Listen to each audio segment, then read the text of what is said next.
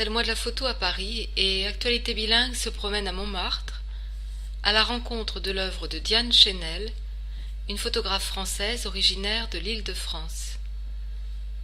Les photographies exposées sont autant de petites fenêtres ouvertes sur deux paysages européens bien différents l'un de l'autre, Lisbonne et les îles des Cyclades. Parce qu'elles nous sont familières, ce sont ces dernières qui retiennent particulièrement notre attention, attirées par la lumière, les lignes, les courbes, qui caractérisent l'esthétique de l'architecture cycladique et que l'artiste nous donne à voir à travers son propre regard. Les photographies de Diane Chénel nous transportent dans ces ruelles aimées, comme si nous prenions nous-mêmes un instant appui sur ces murs caractéristiques blanchis à la chaux, comme si nous étions assis sur les marches hospitalières de ces escaliers disséminés un peu partout, et que promenant notre regard tout autour de nous, c'étaient les images de l'artiste captées par son objectif qui s'offraient à nous. La photographe nous explique qu'elle trouve dans les îles des Cyclades ce qu'elle recherche, le jeu des lignes architecturales avec l'ombre et la lumière, qui transforment en permanence le paysage, en faisant ainsi une source infinie d'inspiration.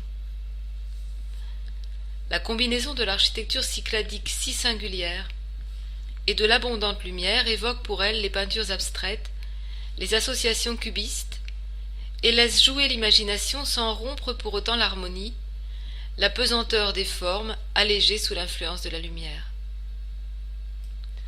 Ces images pourraient se trouver n'importe où autour de nous sans attirer nécessairement notre attention. C'est alors que le regard de Diane Chénel les découvre, les photographie, les recrée et les restitue.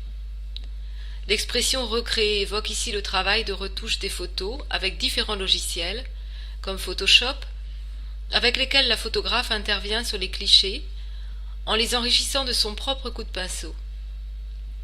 Pour ces images, il s'agit d'une deuxième naissance. D'ailleurs, comme l'explique elle-même Diane Chénel, ces logiciels lui permettent de marier ses deux passions, la peinture et la photo.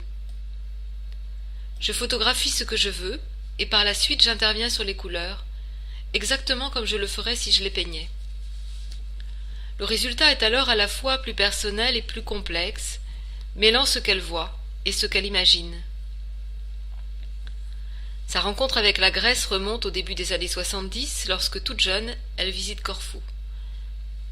Comme si j'avais devant moi les images que me décrivait ma grand-mère découvrant la France du Sud. Du soleil, de la lumière, des plages vierges. La Grèce était encore un territoire vierge. À l'écouter, on a l'impression qu'elle a trouvé en Grèce une partie d'elle-même. Depuis lors, elle s'y rend fréquemment, en découvrant chaque fois de nouveaux lieux, de nouvelles images.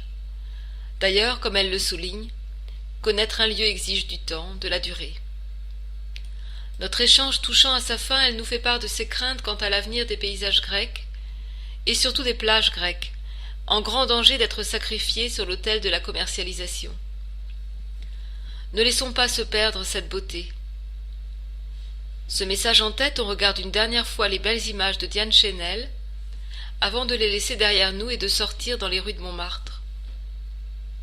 Il ne suffit pas que les choses existent, il faut vouloir les voir, il faut apprendre à les regarder.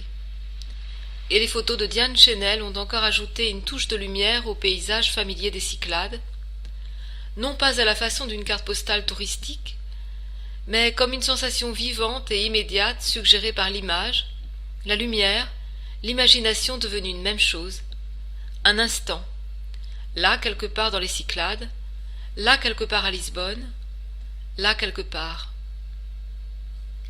On remercie Diane Chénel et on lui souhaite de beaux voyages créatifs.